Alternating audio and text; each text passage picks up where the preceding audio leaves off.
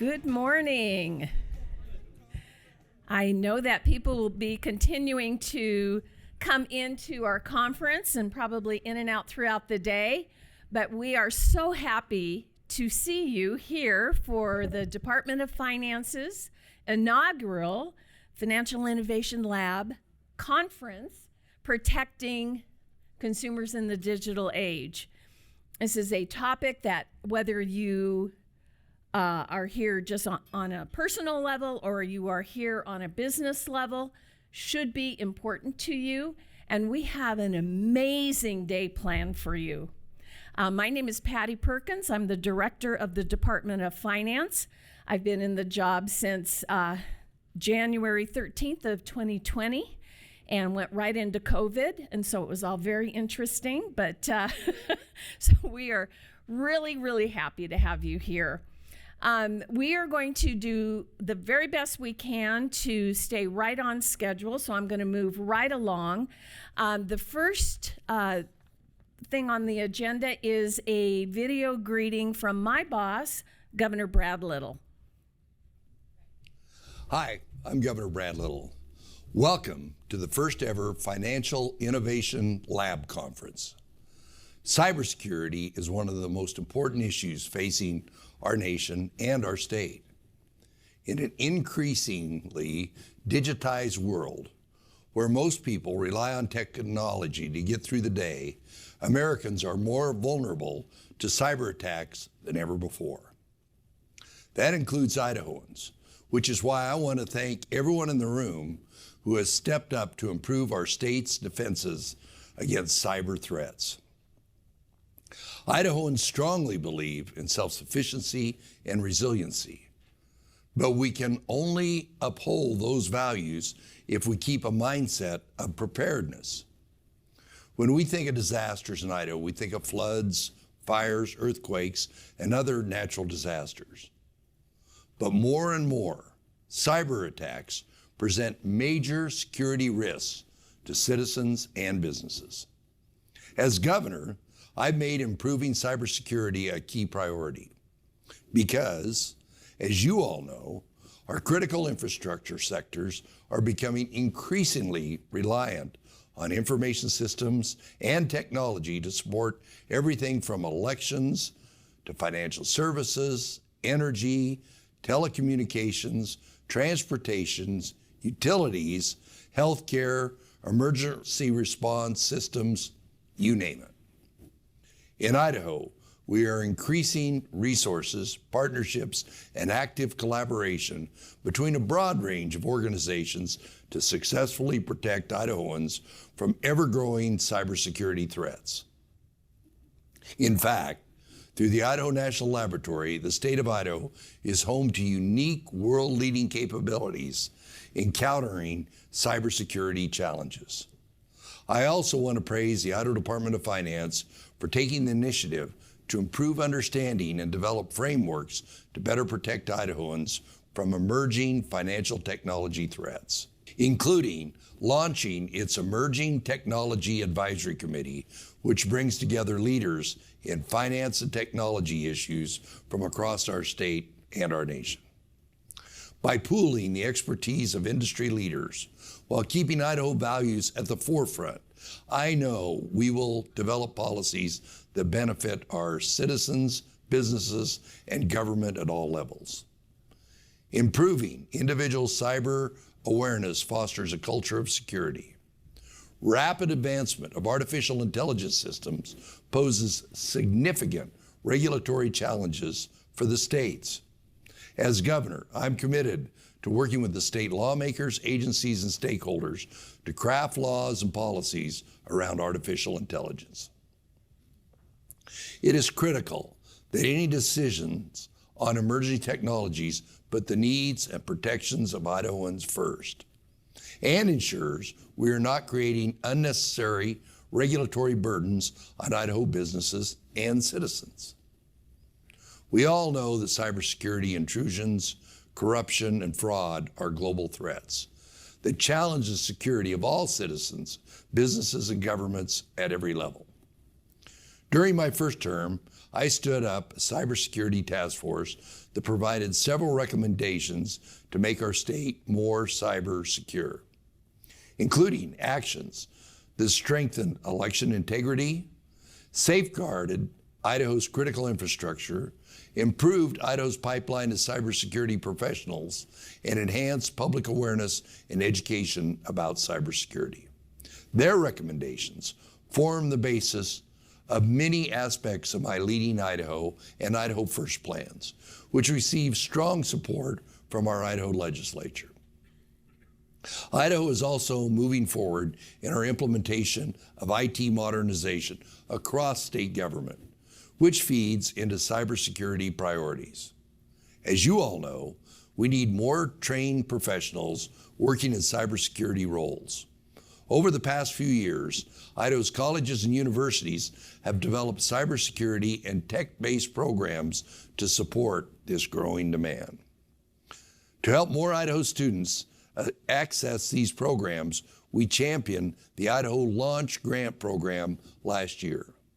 Launch is a game-changing opportunity that offers high school seniors up to $8,000 to cover the cost of in-demand career training, including programs across the state that support our cyber and technology industries. Through our partnerships with the Department of Homeland Security, the Idaho Workforce Development Council, Idaho National Laboratory, and other stakeholders, Idaho is helping to prepare the next generation of cybersecurity professionals and forging a talent pipeline for a more secure tomorrow.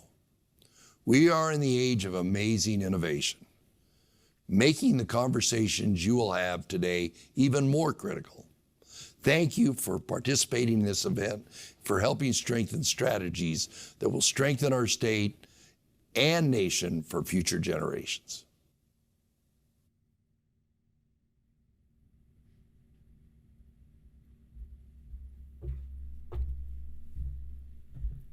We are grateful that Governor Little sent his regards and his thoughts in video. We were hoping to have him in person, but he's a busy guy. And another busy guy is up next. I'm very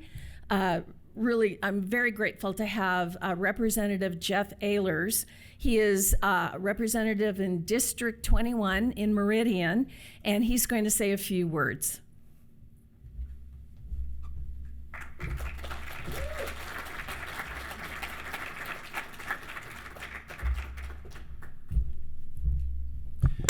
Thank you, Director Perkins, and thank you all for being here today. I'm grateful to be invited to speak to you all, and it's good to hear from our governor.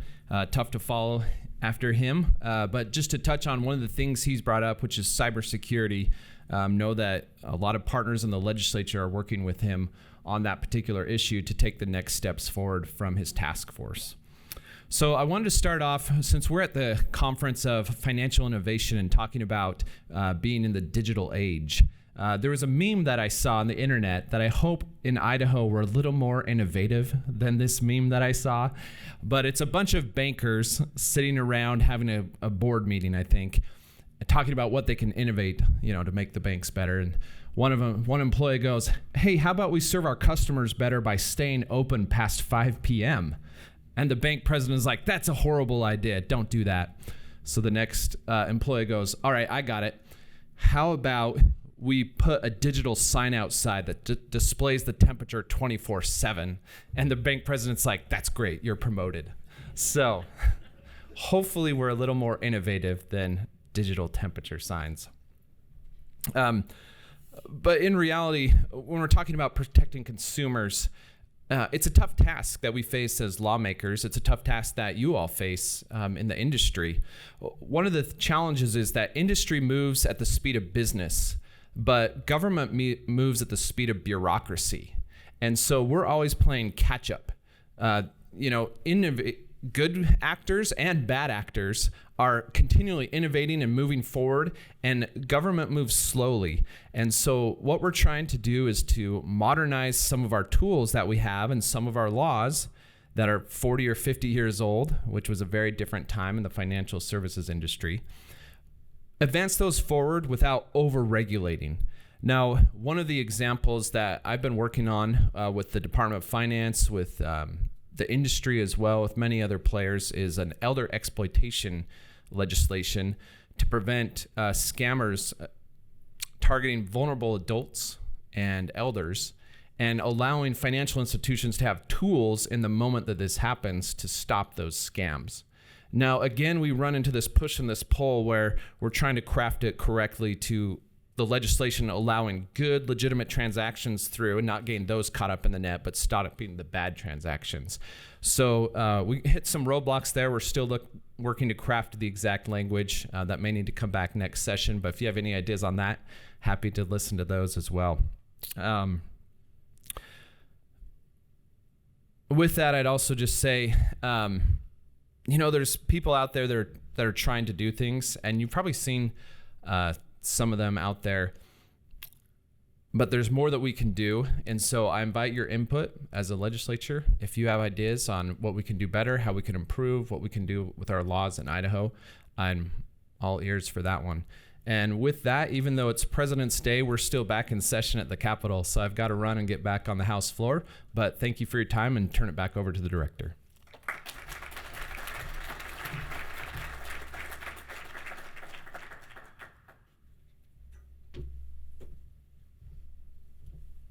Thank you so much, Representative Ehlers. I appreciate that. He's been a really great partner and continues to be with the Department of Finance. We have a couple of things that we're working on. This microphone wants to slide. Stop. Okay.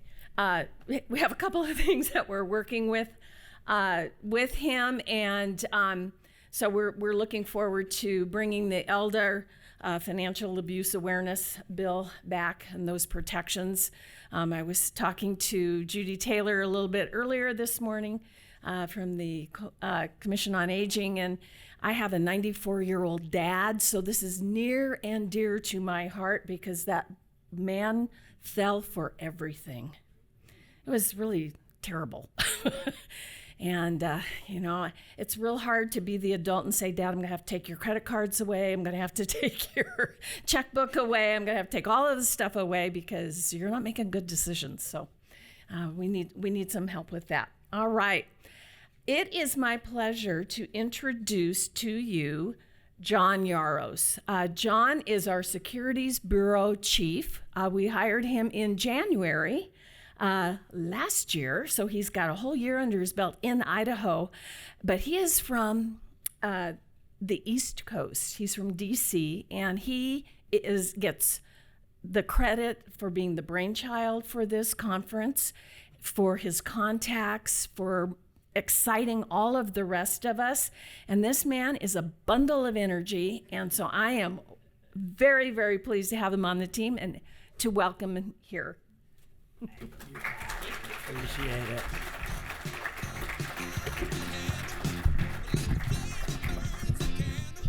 All right. Everybody hear me okay out here? All right, great. Well, I want to start by just thanking everybody in the crowd and welcoming you to the first Idaho Department of Finance Financial Innovation Lab Conference. We expect to have more of these moving forward. And I think it's just going to be a great thing for the state as a whole. I also want to start by thanking our wonderful director, Patti Perkins. Her leadership and truly her foresight is what has enabled this to come together. We wouldn't have a financial innovation lab today without her.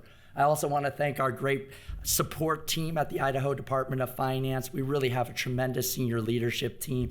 We have our Consumer Finance Chief, Erin Van England, here today, our Financial Institutions Bureau Chief, Sal Cruz. We have an amazing Consumer Affairs team here. So you met them at the front desk. Celia Kinney and Kelly Davis have just done a tremendous job for us.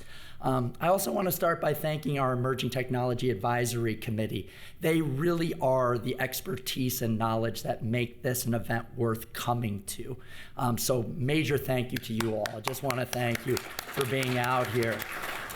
Specifically want to give a big kudos out to our chair, Ed Vasco from the Boise State University Institute of Pervasive Cybersecurity. None of this comes together without him as well, so thank you, Ed.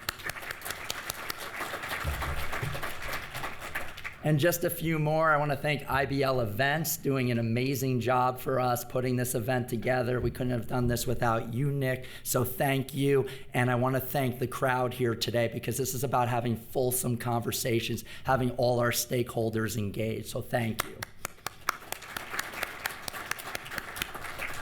All right, so let's get into kind of what is our Financial Innovation Lab. And I'm going to give you a few reasons why I'm excited about our Financial Innovation Lab. First and foremost, I think we all know that the financial ecosystem is changing rapidly right now. And as we mentioned earlier, technology is moving faster than our ability to oversee it. So we really need thought leadership on these issues to build the proper frameworks and solutions that work to protect consumers, but also enable innovation to thrive. And that thought leadership is what this Financial Innovation Lab is meant to do. So that's the first reason. The second reason why I'm really excited about this is that, to me, good technology solutions are about compromise. We need to get people out of their echo chambers. We need to hear from all stakeholders. That's everybody from academia to entrepreneurs to established industry to oversight professionals, law enforcement, and policymakers. Only then can we have the messy conversations that get us to the frameworks and solutions that we need to truly protect consumers appropriately and still enable technology to grow. So that's exactly what our Financial Innovation Lab is meant to do. It's meant to be a strategic engagement forum where we bring together all those minds to have those conversations and build those frameworks together. So that really excites me.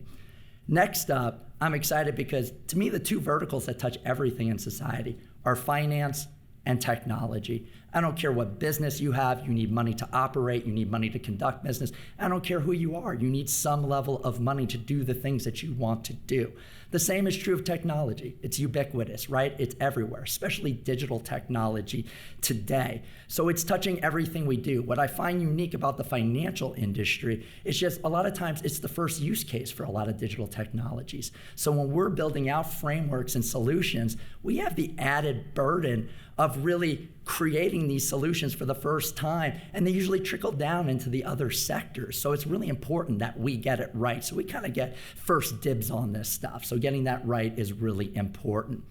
And the last reason why I'm really excited about our Financial Innovation Lab as a whole is that we're taking a holistic view of finance. When you look at the Idaho Department of Finance, we're broken down into 3 key bureaus. We're broken down into the Financial Institution Bureau.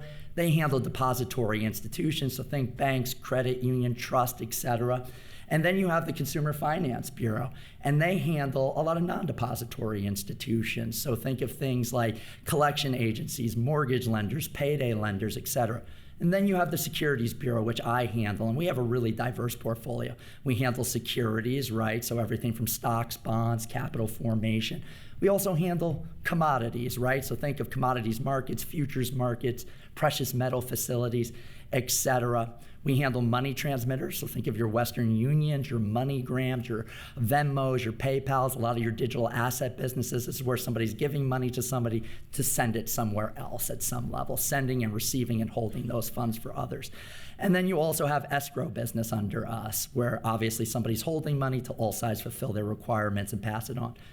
Bottom line is our consumers are everywhere. Digital financial services don't happen in a silo. So the same person who has a bank account very likely could have a brokerage account. The same person that uses a Western Union or something like that, a money transmitter, money services business, also may use a payday lender at the same time. And a lot of times our missions intersect. For example, trust and money transmission can cross over. So it's really important to take a holistic view, and we really can't do that as well at the national level, where it's a lot narrower jurisdiction overall for things like the SEC, CFTC, FDIC, Fed, et cetera, and the list goes on and on.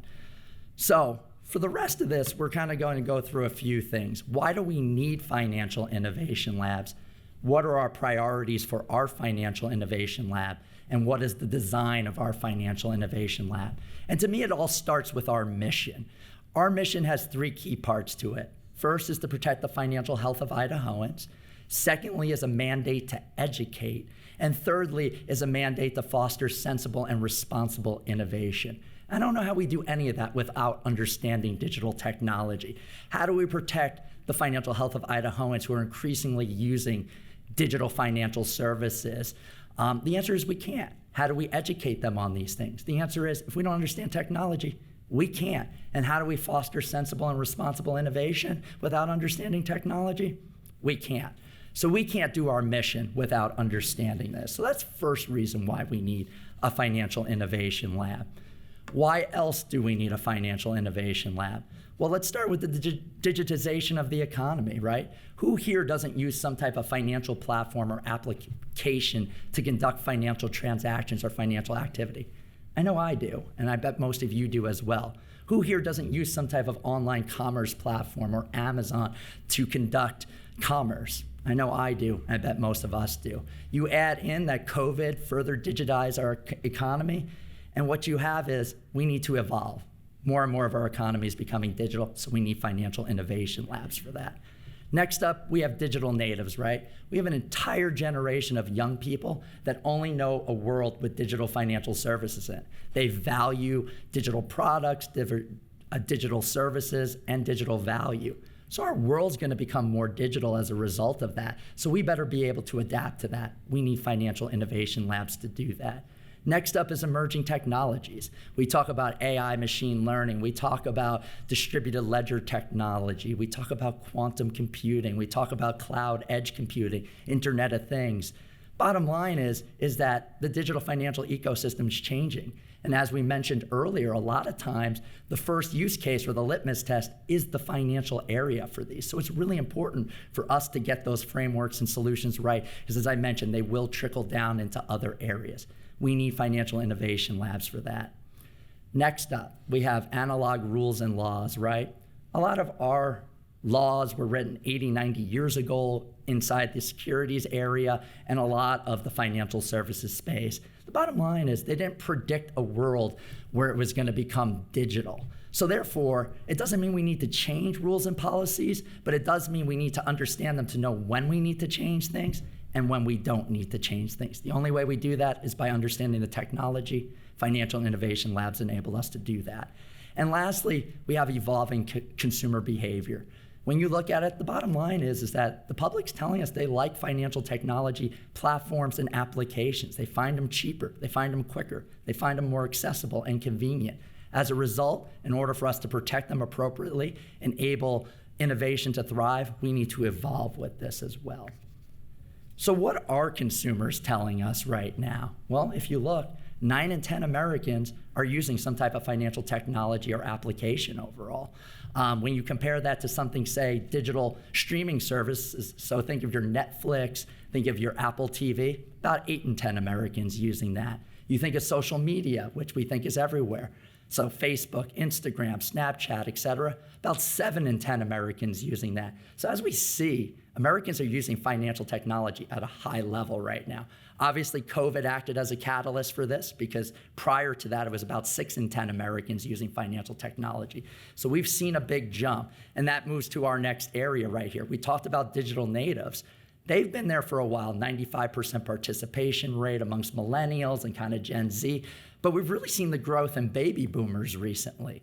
So we're seeing people in their golden years starting to use these financial technologies. And when you move to the third number that you have up there, the 76%, they want their established industry. So think of your banks, your broker dealers, et cetera. They want that to connect with their financial technology. They're actually making decisions on where they bank, where they provide brokerage services based off that connectivity to their other financial technology. So how is industry responding to this? Well, there's a couple of things to be aware of. First and foremost, 94% of financial executives believe that fintech will improve customer experience and revenues.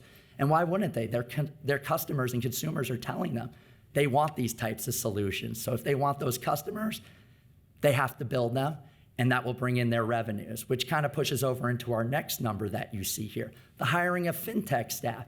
This provides a real workforce opportunity for Idaho overall. The bottom line is you need to build these solutions. You need the digital technology talent that can do it. If you're going to do mergers and acquisitions and bring it in, you need the people that can integrate this into their systems and what's happening.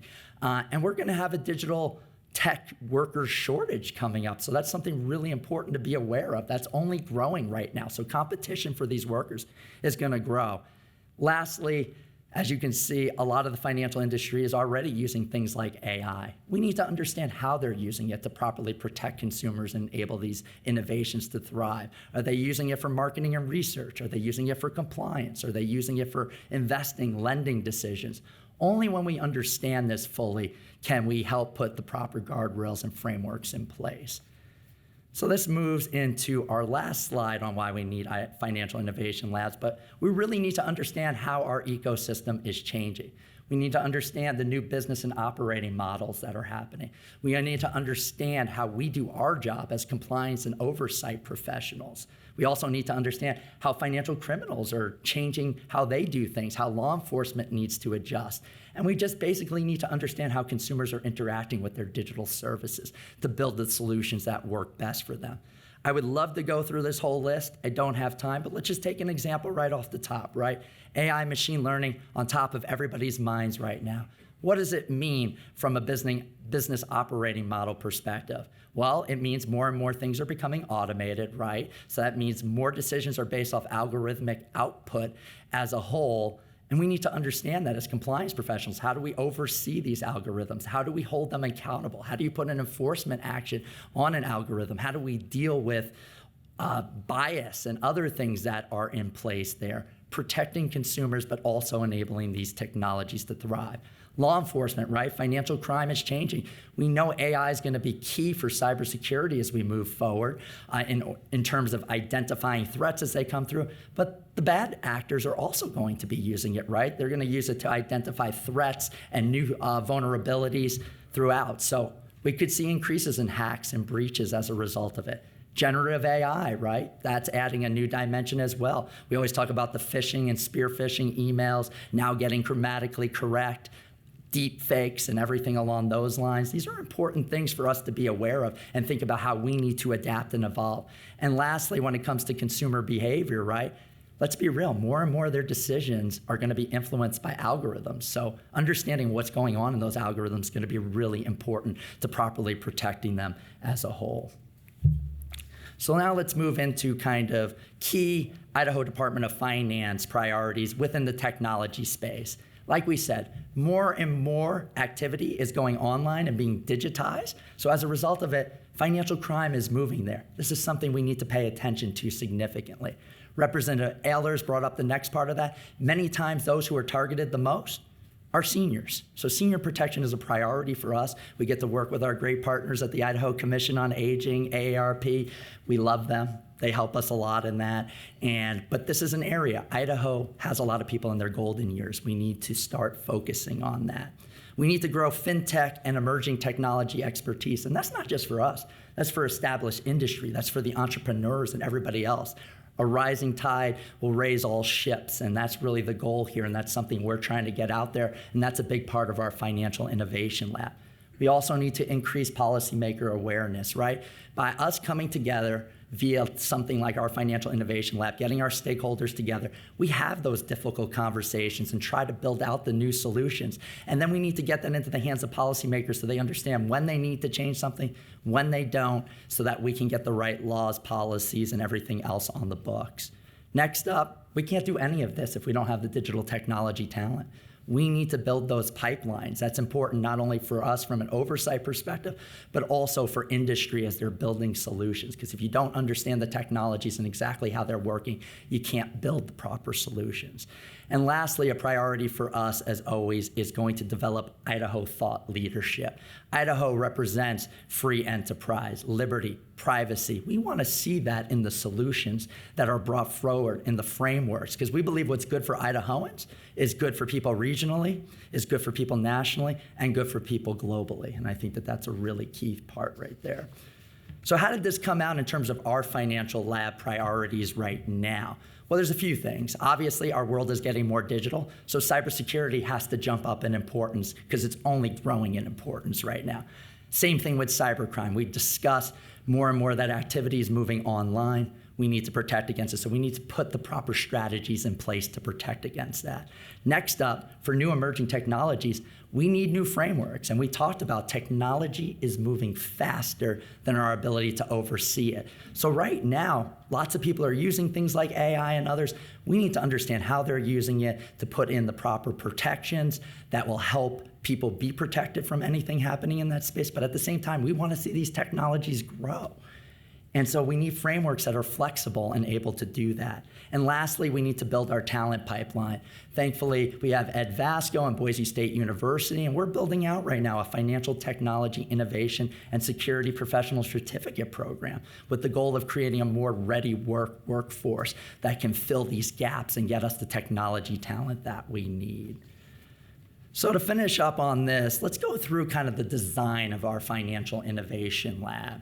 First off, as I mentioned earlier, this is meant to be a strategic engagement forum. We're looking to bring together the best minds in academia, in the entrepreneurial space, in the established industry space, policymakers, law enforcement, and everybody else along the way. Because only by having these messy conversations can we get to actual functional solutions that work both for industry and for consumers.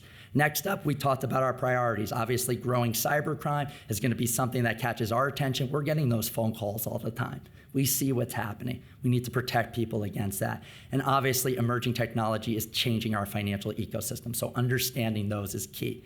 We can't do that without the local talent, right? And that's a big part of what we're trying to develop out here. We have some Boise State students here and other college students from the University of Idaho here today. We're excited to have them all because it's not just about having the current stakeholders, it's about the new people coming up as well. What's really important to us as well is building out principle-based frameworks.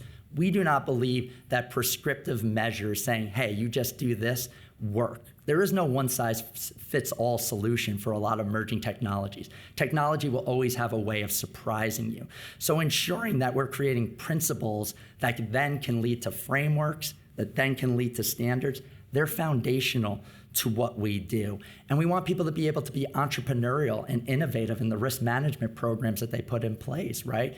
Again, some businesses are smaller, some are larger, some are more risky, some are in different business lines. No one size fits all.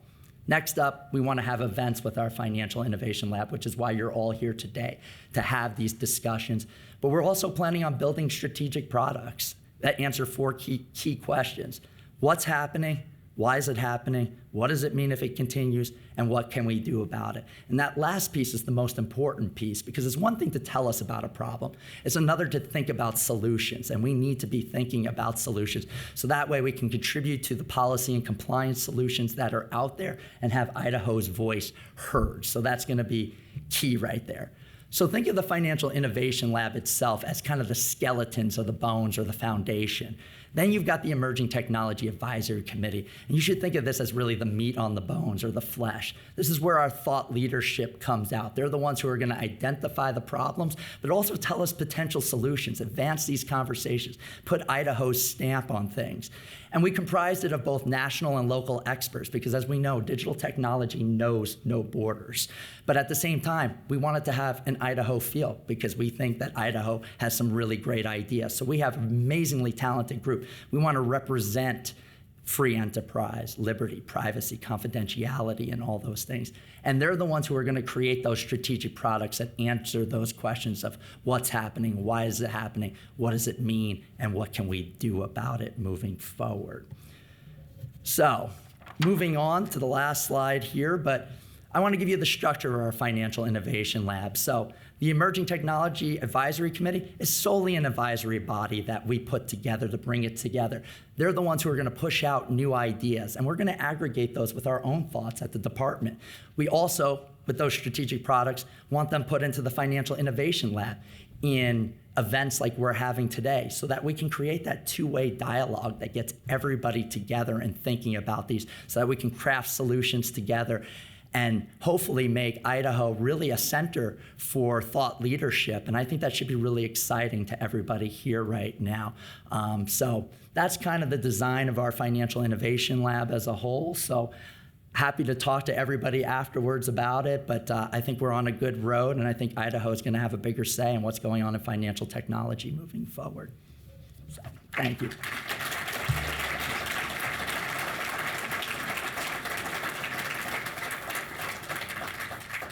Thank you, everyone, and thank you for your attention during that. Now you'll hear less of me, thankfully, and hear less of this voice, so I apologize for that. But we're going to bring up our cybersecurity panel right now. And these are the real experts and thinkers that we want on these issues. And as you can see, obviously, overall, cyber attacks are growing globally. But when you look at the US and when you look at the financial industry, we're getting hit at a much higher rate. So that means we're a primary target for what's happening. As we kind of come together, our Emerging Technology Advisory Committee has actually crafted its first strategic product, which was creating cybersecurity principles. Like we said, there is no one-size-fits-all solution to these problems. And as a result of that, they've drafted out a great document, and I want to thank Ed Vasco in advance and everybody on this panel and within the Emerging Technology Advisory Committee for it. But we're trying to create those solutions that can create the frameworks and the standards of the future. So with that, I'll turn it over to you, Ed. Thank you. Thank you so much, John. Really appreciate it. We're a little ahead of schedule, which is great because we've got a phenomenal panel for you today. And I'll tell you, as a moderator, it's always great when you can get on a pre-call, bring great people together, and you shut up. You don't say a word. And suddenly, half an hour, 45 minutes goes by, and the three fantastic people I have here today, I think are gonna blow you away in terms of the conversation. As John said, and thank you, John, for all the leadership and everything else that you've done for the state and for our partnership. Truly, truly appreciate you. John mentioned it, and the institute that I run at Boise State is the Institute for Pervasive Cybersecurity. Besides the fact that that's a way of saying that I'm really old, and I've been doing this as a practitioner and as a cyber leader and as an executive for over 33 years, it also dovetails into the fact, just as financial technology is pervasive, cyber as an element runs throughout our entire societal framework. And so this particular panel, we're going to be focusing in on 3 topical areas. And I have 3 key questions. And as I said, the time will go very fast. You're going to love the conversation. We're going to talk about workforce development. We're going to talk about regulatory challenges that are existing right now within our industry that have been brought about as a result of a lot of elements within cybersecurity, but also within financial technology. And then we're also then going to talk about emerging elements. So think of us as a panel as kind of the trunk through which the rest of the panels today will be considered and talked about. So we'll get more specific into each of those areas as we move through the day. But just giving you a perspective of the great team that's up here, let me go ahead and do some introductions. So I'm going to start to my left, your right, Sam Evans. Sam is the Chief Information Security Officer for Clearwater Analytics. He's responsible for maintaining the highest level of information security, staying ahead of cyber threats, and proactively adapting evolving controls to industry regulation requirements. Clearwater is based here in Boise, one of our founding kind of core partners, both at Boise State as well as throughout the Idaho ecosystem. Prior to joining Clearwater, Sam was at Micron Technology, where he was the chief deputy chief security officer in charge of their security operations. He's also been with Gartner and served as an analyst for industries throughout the world, and has been involved in Fortune 500 government agencies and educational institutions around the globe. So thank you, Sam. Thank you. Next to Sam is Al Sand. Al is a founding member of the Chamber's ranked cybersecurity and privacy practice group. It comprises of 160 professionals across 35 countries. At the international law firm, he's also at the international law firm of Eversheds Sutherland. He provides practical and actionable advice on complex and evolving privacy and cybersecurity regulations, counsels clients responding to data breaches and related regulatory investigations, and developing global cybersecurity and privacy programs. Prior to joining Eversheds Sutherland, Al helped lead cybersecurity and virtual currency initiatives while working at the New York State Department of Financial Services. So thank you, Al. And then finally, Kim Jones. He's a 37-year intelligence, security, and risk management professional with expertise in cybersecurity strategy, governance and compliance, security operations, and risk management. He also was the former chief security officer who has built, chief security officer who has built, operated, and managed information security programs within the financial services, defense, healthcare, manufacturing, and business outsourcing industries. He's also a principal architect at one of the key cybersecurity programs at Arizona State University. I've known Kim personally for 24-ish years. Yeah. We like to say we finish each other's sentences, and if anything else, he's my brother from another mother. So our wives have seen us finish each other's sentences. Yeah. So that's why he's at the other end, because otherwise it would just be here. Yeah. So with all that, I'm going to start off, and my job really, as I said at the beginning, is to keep time. That's the beauty of this moderator position right now, is just to keep time, because the three of them, these three great professionals, are just going to just take you down steps and give you perspective. Don't keep building us up. Then we're only going to let them down. Let's just, The one word. All right, so we'll start off. First question. We're going to talk about regulatory impacts. I would really love to hear you all give some perspective in light of the recent regulatory changes, call it SEC breach requirements, some of the specific kinds of ongoing issues from a CISO fraud investigation perspective. What are each of you seeing as some of the key challenges and opportunities with these kinds of regulatory requirements? Sam? Start first? Yeah. Oh, boy. Yeah, so I kind of have two different perspectives on it. The first being from a consumer point of view, I think it's great, right? Honestly, I wish there was like a better business bureau, but for cyber that you could go to and look at, hey, if I'm going to do business with this online entity, have they had any breaches? And that's kind of how I look at the SEC for publicly traded companies, saying, if you've had a breach, you have to disclose it within 4 business days, et cetera, et cetera. As a practitioner, I'm not so excited about it for several different reasons. The first being, when you have a breach, to try to determine materiality, and I'll talk about materiality in a second, within 4 business days, it's kind of tough because it's very chaotic. There's people running around with the hair on fire trying to figure out how bad is it, where did they get in, and so forth. And so to figure out within 4 business days, that's going to be really, really tough. The second part is determining materiality, right? Material to Clearwater Analytics might not be material to somebody else. And so coming up with what's a crisp kind of definition of materiality is a little bit challenging, but I think a lot of companies can get there. I think kind of the other thing around it is that when you go to disclose, if you have a cyber incident, how much do you disclose, right? You don't want to give away, oh, they got in through Bob's machine and we didn't patch for this thing, and basically give the next attacker the roadmap of how weak your security controls are. And so it's just trying to figure out, like, what's the right level that you disclose? That's my perspective on it. Yeah, I think that a lot I agree with.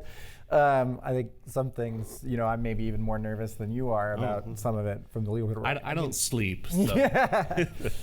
I mean, in everything we do in cyber and flip side privacy world is always has to be sort of risk-based in this balancing act. We talk about the balancing act between protecting the business and enabling business and enabling consumers and all that. It's also the balancing act in terms of these policies, right? And the risk and reward and promoting transparency and holding accountability. I think one of the legal and regulatory trends that I see from a legal advice and a legal risk side, right, where I'm responsible for spotting and advising on where there is legal risk and how we can mitigate that and still do that in balance and without getting in the way of the rest of what the business needs to do to keep operating and to serve its consumers and to make sure its consumers feel respected and treated throughout this very difficult process.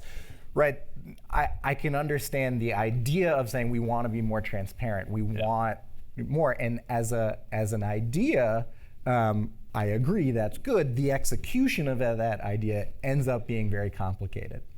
And so when we talk about the materiality for the business, okay, it's materiality for the business from an SEC perspective, but it's not just let's err on the side of caution and transparency, because, by the way, we're wedging it into all this existing securities law that says you're held to a very high standard on what you say in your SEC disclosures.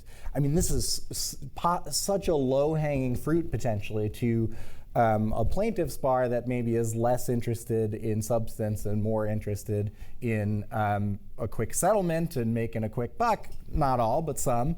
Right, of saying, well, you got it wrong. In 4 days, you got it wrong, and now you're held to a strict liability standard in what you said. And oh, by the way, if you're telling the SEC, well, if you weren't planning on telling your state regulators or the state AGs and everything on a 50-state basis, you probably are now, because no regulator likes to read about their institutions in somebody else's newspaper, right? This is why in New York, literally one of the triggers for a reportable cyber requirement is you got to tell someone else, because the regulator in New York literally said, I don't want to read about my institutions anywhere else. So if you're telling them, you better tell me. So all that transparency, right, benefits, but also costs and risks. And then if we want to communicate, but we're layering that in with a lot of legal risk coming in with that transparency, well, now we're getting mixed signals on a regulatory basis. And we're another balancing act that's really difficult to manage. Yeah. So you set me up with this as the contrarian again, didn't you? So I have to start with two things. One, to give you some context of where I'm coming from, and the other to make my lawyers and my day job happy. So in one of my many personas, I'm actually on the cyber staff at Intuit. So the comments you're hearing here do not represent Intuit. They represent an old guy who's got 37 years versus his 33, who's been doing this in intelligence, risk, and cyber. Okay. The second thing, of my 13 years sitting in the CISO chair, 9 of them were in financial services. Those of you in the industry, I ran credit card processing opportunities for what was then eFunds, which became FIS, and then what was Fifth Third, which became Vantiv, which became WorldPay, which became FIS. I was the guy who helped smoke jump into those, clean them up, do the acquisitions, and put them back together back in the day. So my perspective is of someone who's had to build programs, augment programs, particularly in your space. I'm going to try and move your thinking slightly from what the two gentlemen here have said. Okay. For me as a cyber professional, materiality is a decision. Bluntly, it's a decision made between the CFO, the business leaders, and the attorney. There are principles set up regarding what constitutes materiality. So the concerns regarding that exist. As the CISO, I go to the lawyers and say, you three tell me what the guidance is. When the incident happens, I will tell you what goes on. You tell me what I need to give you so you can make that decision. Make the call. So, and bluntly, that existed before the regulations came out. Every incident I fight, I was the crisis manager, not just the incident manager for cyber for a couple of those organizations. That has always been the case. So we are jumping through our hoops, rightfully so, and expressing rightfully the concerns that are out there. But guys, it's Tuesday in my world, okay? This is what I do every day. So for me, there are bigger concerns that exist out here regarding the regulatory framework. And from my mind, it's mindset and availability of some of the talent that we need. From a mindset standpoint, as someone who spent a lot of time in financial services, I submit that the thinking that security and compliance are synonymous terms is something that I spent a lot of time breaking. And regulation, back in the early days, I was there in the advent of the dreaded PCI. And when security hopped on PCI and said, this is great, and I was the guy who said, guys, you don't want this. Because at the end of the day, regulatory compliance is a matter of legal sufficiency.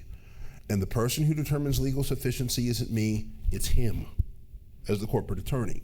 And you will remove yourself from that process. I think what the regulations are doing is forcing this level of partnership and saying it's not just you, and it's not just about compliance because the regulations are still fuzzy and squishy out there.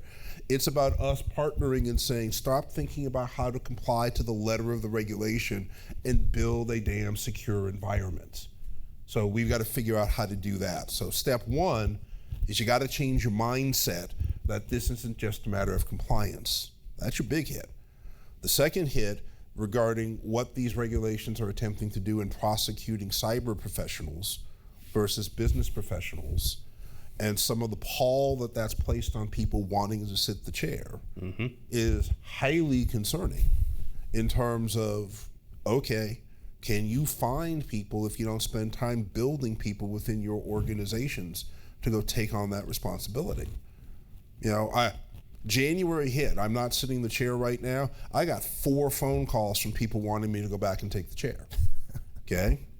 And I've been off the market in that regard for like 6 or 7 years. And I'm getting questions like, how much? You don't want to be in that situation because look, you know, it's nice, it's flattering, et cetera, but guys, I ain't worth that, okay? And I think I'm pretty good.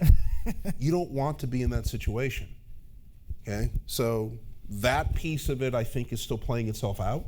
Yeah. But the first piece is stop thinking about compliance. Start thinking about what it means to be secure and how you balance that. We've been fighting that battle for 20 years, you and I, and guess what? The regulations are making that come to a head. If you're not doing that now, you need to start yesterday. Yeah, I Step aside. completely. I mean, I think there's a number of things in what he said that's really important. I actually think that the biggest current regulatory development is not the SEC regs. It's the trend on enforcement, because we've gotten far enough along where sort of the original people like me, who did all the homework and wrote some of the first regulations, and sort of were on, like, really engaged with people to understand how hard it is and how big it is and how many the thing. Those people are gone now, saying, well, we've been hearing about cybersecurity for a long time, and I'd like a headline. You know, maybe we should be looking for some more 7-figure settlements and maybe some prosecutions, and that really changes the tenor of everything. And the people that you are dealing with in government, in regulations, often when you're talking to enforcement, are not even their cybersecurity people. They're their enforcement people, right? So it's a hammer and you're the nail. Yeah. Let me chime in on that real quick because it's fairly new. If you haven't seen it, 23 CISOs and 7 security organizations just filed last week an amicus brief on the SolarWinds case. Yeah. And if you want to get an understanding as to what the security community is concerned about, go read that amicus briefing and understand that this is what we're concerned about in terms of doing our jobs. I mean, I have not seen security professionals come together that formally and that quickly to say, oh no, this is a bad idea. You want to understand what we're concerned about? Go read it. It's really compelling. Well, and it's a whole different lens, right? Yeah. As a practitioner, a lot of the decisions are kind of out of our control. Our job is to be transparent with the board, with our You're executive putting team. me in jail. And yeah, I'm going to go in front of the SEC and defend why I said we should have fixed this, but I didn't get the support. Yep. Right? So I'm going to. I know this is Sorry. quick. I promise. You warned them that this was going to be this. I did. I warned you. I warned you, and I was like, And I'll even help. So the last thing I wanted to highlight about what he said, there was one other thing that I think is really important, that as a testament to how experienced and good these folks are, that was more implicit than stated, right, is the partnership between all those key people. We talked about it in the context of a materiality determination for SEC, but it really, that's your whole cyber risk program, right? I mean, and this is still, right, I get to see in a lot of different entities, and there are, in financial services, in surprisingly large companies, a fight that you are still seeing is the need to be joined at the hip between legal, security, privacy, HR, business, throughout, especially in breach response, throughout that process. Yep. None of them are getting in each other's way. Yep. It's about having, and everyone needs to understand that none of them are getting in each other's way and be bought into that. But it's being joined at the hip, getting the information in real time, not in a waterfall, and people being able to take their pieces of it and run simultaneously. Absolutely. Because it is all on a clock. And it is surprising how much of a fight, maybe it's not surprising, but it's still a fight in a lot of places, but that is probably the most important thing you can do to mature your cybersecurity function, is be joined at the hip, be talking, make sure everyone knows they're on the same team. So I'm going to jump on in. I'm going to jump on in just for purposes of time because I got 2 other topics. And as I said to you at the beginning, everybody, this is the easy part. He thought he had extra time. Yeah, yeah. I'm actually going to pivot because at the core of what we're talking about, and every one of you touched on it in some fashion, and that is that these, the regulatory changes, the implementation of cyber, the challenges at the leadership level, all kind of dovetail into this ongoing multi-decade cliff that we've had around workforce development, and where supply is 0 and demand is 100, and it has been that way for multiple decades. And so I'm going to pose more of a lean forward kind of, put your magic wands, pull out the genie out of the bottle, whatever you want, whatever metaphor you want to use. I really want you to dive into, as the tech and in particular cyber and in particular in fintech, as that workforce development gap continues to grow, what would your ideal ecosystem look like? How would you recommend to clients, Al, or practitioner from Sam's perspective, or from a outreach and continuing to develop future workforce, how would you all look at that ideal ecosystem that you need in order to help the financial technology space as a whole, but then think broader across the country? Yeah, I think there's a twofold problem here. One sits at business and one sits in my profession. And you and I have had these conversations several times. I am a believer that right now there is not a talent gap in cybersecurity. There's an experience gap. Because at the end of the day, all of you want someone who has been there, done that, got the t-shirt, got the coffee mug, and none of you wants to be the organization that gives that person the opportunity. My job right now in Intuit is called performance acceleration. What it amounts to is my job is talent. How do we acquire, integrate, train, and retain the best talent in cyber for Intuit? And part of what we're doing is moving the bar on, it doesn't mean that because we're a Silicon Valley company and Stanford's 2 doors down that that's the only place we recruit from, and looking for development opportunities inside the organization. But I was sitting in a conference, you were in the same conference I was in, where I had a representative of a major bank whose name you would recognize say, well, I'm not worried about talent, we'll just pay everyone 10% more than anyone else and we'll steal from everybody else. Okay, guys, the price points are going up and the availability is going down. But nobody, because of fear, wants to say, why don't I take that individual who's expressed an interest and has a good technical background and bring them into my cyber organization? And in this environment, no CISO necessarily wants to take that chance or opportunity that this person doesn't have it perfect. Well, ladies and gentlemen, if I've got no place to train people, and I don't know what that minimum standard is, and I'm not creating the entry-level opportunities, congratulations. When old guys like me, I've tried to retire 3 times. And seriously, and 3 times when I've been approached, I put down what I thought was a ridiculous demand to be hired, and the answer was, great, can you start next week? Okay, guys, sooner or later, mama's going to get tired of me doing that and is going to say no. So when guys like us finally hang it up, who's left? There are plenty of people out there who want to do this. My push to you is to push your cyber professionals to create those opportunities. For you here in Idaho, if you're not leaning into the Institute, I'm going to say it bluntly, you're foolish. And give them, because they're doing phenomenal work, which is one of the reasons Intuit is also poking at them as well. Okay? And tell your cyber professionals that they need to create those opportunities. Force them to dictate what the knowledge, skills, and abilities they're looking for and to be creative about where they're going. Because they're also in that, oh my God, if I get it wrong, where Atlas, things are going to fail and I'm going to lose my job. Take that away from them a bit, force them to create the talent pipeline, and accept the fact that you're not going to get perfect right out the door unless you build it. That's a soapbox I've been on. I'm going to get off that quickly because I could go on for an hour. Yeah. So. I kind of have a little bit of a different, I don't disagree with what you're saying, but being an Idaho native, being in this industry for a very long time here in Idaho, I do believe we have a talent pipeline issue, right? I mean, my experience at Micron Technology, fourth largest semiconductor manufacturer in the world, we struggled to hire cyber talent. One, because they didn't want to relocate to Boise, Idaho. They'd never heard of it. And two, the competitive pay was a problem, right? And so I think partnering with Boise State and the University of Idaho also has a phenomenal program up there, and College of Western Idaho and so forth, does help us create that talent pipeline. And I'm not afraid to hire the new folks right out of college, because for me, I get to help kind of mold them into a professional cybersecurity practitioner, right? And they got to start somewhere.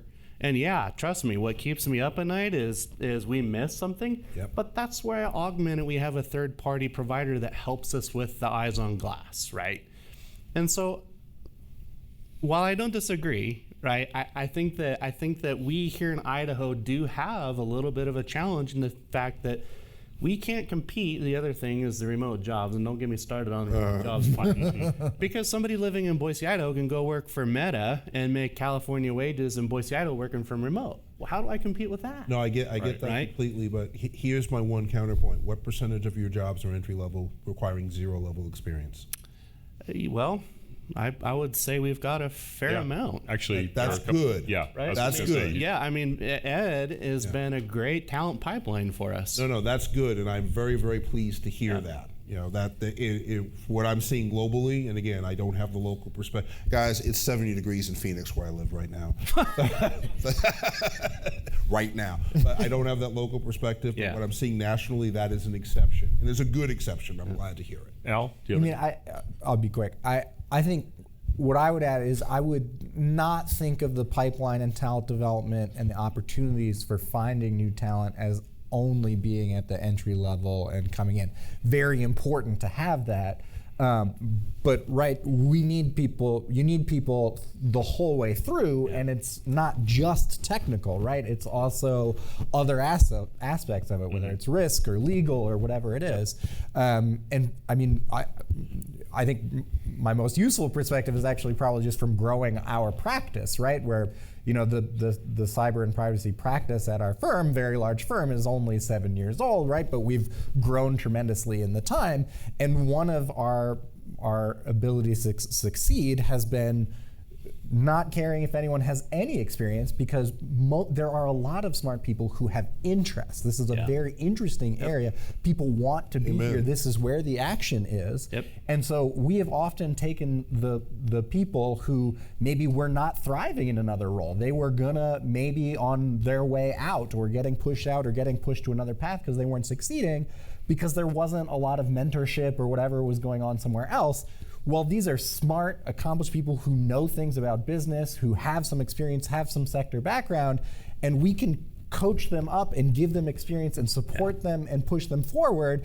And then we're not only slotting people in at the bottom and waiting for them to come up, we're slotting people in the middle and giving them a skill set they didn't have. And so you can build the entire stack at the same time, but you have to think of talent development as all the way through, because it's also new demands and new skills the whole way through. Yeah, I love it. I want to hit one thing that you said and double down on it. 30 seconds. Yeah, risk management.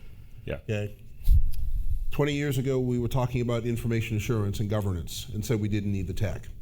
We swung away from that about 10 years ago, but instead of swinging back to the middle, we swung and said that the tech's the only thing that matters. So we've got a bunch of senior, mid-level, 10 to 12-year people who speak tech, who don't speak risk.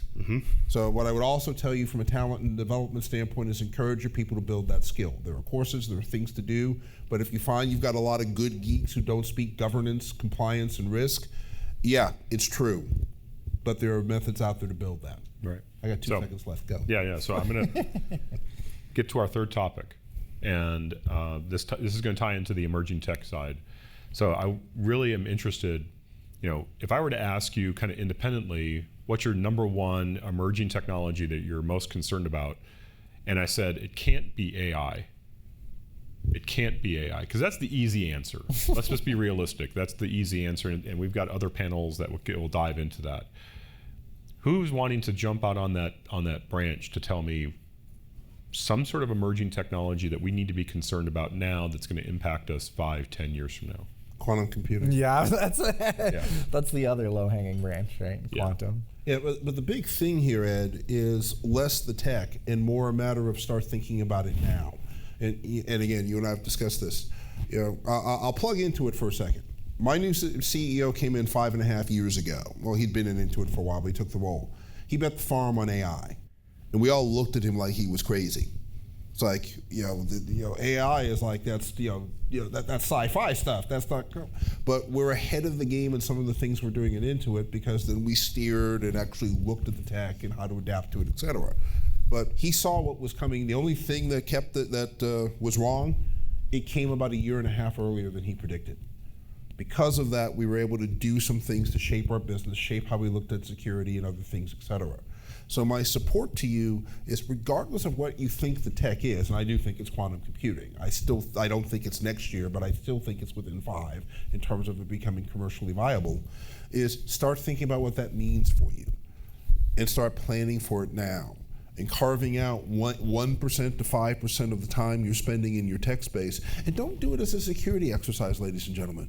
Do it as a business exercise. Do it as, if this thing is here, how do I use quantum to serve my business? And then once you figure out what that looks like, then talk to your security geeks and say, hey, how do I do this without blowing up the business and letting the bad guys in? Make it a business problem, but I think it's quantum. Sam, you were quiet. Al and Kim jumped right in and said quantum. Yeah, So. I guess for me, I don't disagree with the quantum, but for me, it's not so much the AI, but it's about how the attacks are evolving. Like I read something last week, the OpenAI and Microsoft released something that hackers are using the technology to advance their threat modeling and their attack vectors faster than ever before. And so how do you keep up with that? Right? That's a different problem, though. Let me poke at that a bit. Back when we were kids, we used to play that game where you get the fortune cookie. You add the words in bed at the end of the fortune cookie. Or as an old gamer, you add the line, and then the dragons came after the first line in your book. Okay, AI, add volume and speed to the set of attacks that you're dealing with now. So if you take what you're doing now and then add speed and volume, you cover 99% of what's there. No disagreement, but the response technologies have to add the speed and volume to the respond, right? Yes. And I'm not seeing that in the industry. The bad guys are using it faster than the firefighters are using it to put out the fires. Yep. Yeah. And that would keep me up at night. That's fair. I'm with you. That's fair. Al? I mean, I agree with all that. Maybe I'll take the opportunity to, from a legal risk side and new sources of legal risk, and it's actually repurposing old things for new technology, right? So, like, one of the emerging trends of litigation is based on the Video Protection Act or something like that, which was literally a law passed to protect Robert Bork's Blockbuster video rental records from his judicial nomination committees before Congress. Wow. And now that is the source of a lot of class action litigation based on embedding videos into your website, right?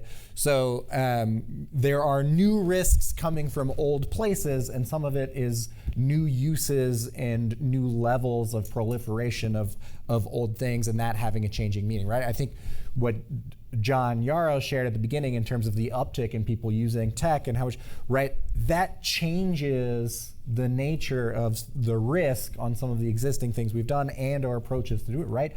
One of the big, still a major regulatory push to push out MFA, right? And to make everybody use MFA, no matter what. Not optional sign up, try and make everybody use MFA. But at the same time, we're seeing the boomers and older folks and golden generation suddenly being more online than ever before. And those are the people that are gonna have the most of a hard time with MFA. So some of it is, right, it's all of the things, right? That's why it's so hard. It's AI, it's quantum, and also it's all the stuff that you forgot about because it's 20 years coming back to haunt you. There you go. Not to be too scary, there's hopeful things too, sorry. we live in a. But we're out of time. Yeah. We're in cybersecurity, so it's always a bit of fear. Yeah. So, but thank you. Thank each and every one of you, truly, and I hope everybody here in the audience saw how easy my job was, and really the content. Any one of these particular questions, what I kept finding when we did the pre-call was any one of these questions could be an hour, could be a day by themselves, and the fact that we were able to get through all three, thank you all. Appreciate that, and it's a testament to your your abilities and skills, and I appreciate you being here. Thank you. I try and talk as fast as John. Yeah.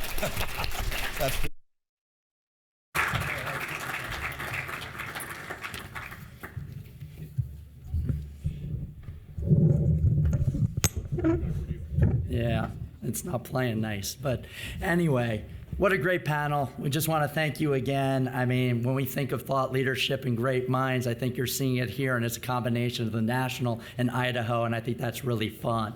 But moving on in the agenda, I gotta say that I think our next panel will be of extreme interest to a lot of you in the audience. It's something near and dear to my heart, having worked in financial crimes for a long time throughout my career at the Treasury Department, Senate Homeland Security Committee, and in the private sector. But as we know, increasing digitization is really leading to growing cybercrime, and it's in fact affecting all areas of financial services.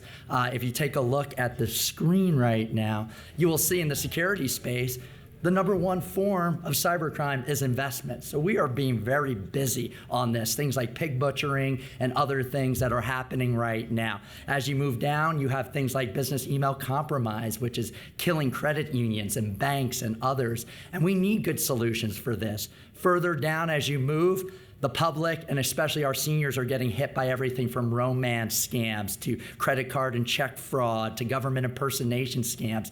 And as we talked about, digital technology is making this easier and easier.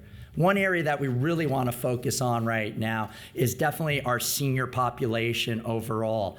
Obviously, they are the number one losers in the cybercrime space. There's a good reason for that. They do have the most money overall, but there's some important ancillary things to be aware of as you go along with that. First off, our seniors in their golden years don't have the ability to recoup their money. They don't have those extra 30 years to get their money back. And I know this is something we don't want in Idaho at the end of the day, because now they're going to become wards of the state and dependent on government assistance to get through their day. Unfortunately, we weren't able to get our report and hold legislation through, so we don't have the strongest laws in place right now in the state of Idaho. We're one of only 9 states that do not have that in place right now. It's something we're going to look to hopefully pass in the next year. But with that, we need strategies to address these issues. Thankfully, we have some of the most talented minds in the business to help us, especially our moderator, Carol House. She's one of the most respected minds on all things cybercrime and financial crime related. She was the former director of cybersecurity and secure digital innovation at the National Security Council. She was a high-level Treasury official where I got the pleasure of working with her for a long time. And so with that, I'm going to turn it over to you, Carol. Thank you. Thank you so much, John. And on behalf of the whole panel, thank you so much to Patti and John and everyone here for being a part of this conversation to discuss an issue that's so important. We're going to talk about cyber-enabled fraud and crimes that are behind pervasive targeting of people, societies, and municipalities, and the most vulnerable in our communities. So as we move towards digital economies, we see that emerging technologies can provide speed, scale, and automation to both licit and illicit actors, as our prior panel discussed. So we have to consider what measures that we need to put in place to scale our ability to combat those crimes, which is a really interesting place where frameworks for anti-money laundering, cybersecurity, and counter fraud all tend to converge in interesting ways. So we're going to think about it in the discussion from a risk framework, discuss things like threat, impact, vulnerability, and mitigation measures. So really excited about this, and I'm going to turn to each panelist actually for a bit of a lightning introduction for each to introduce themselves, how their current role relates to this space, and also what is one threat or scheme that especially keeps you up at night. Justin, I'm going to start with you. Good morning, everyone. I'm Justin Pfeffer. I'm an attorney in private practice here in Idaho and also in California, and I specialize in cybersecurity, privacy, and compliance, and so on. Before that, I served 20 years in the LA County District Attorney's Office, where I was the founder of the Cybercrime Investigations Unit, and spent about 20 years, 16 I think, investigating cybercrime. I was on the Secret Service's LA Electronic Crimes Task Force and also the FBI Cyber Crimes Task Force, which was a blended criminal and national security squad. Hello, everyone. My name is Patrick Freeman. I work for D.A. Davidson & Son. It's a regional broker-dealer here, housed in Montana, but we certainly have offices in Idaho.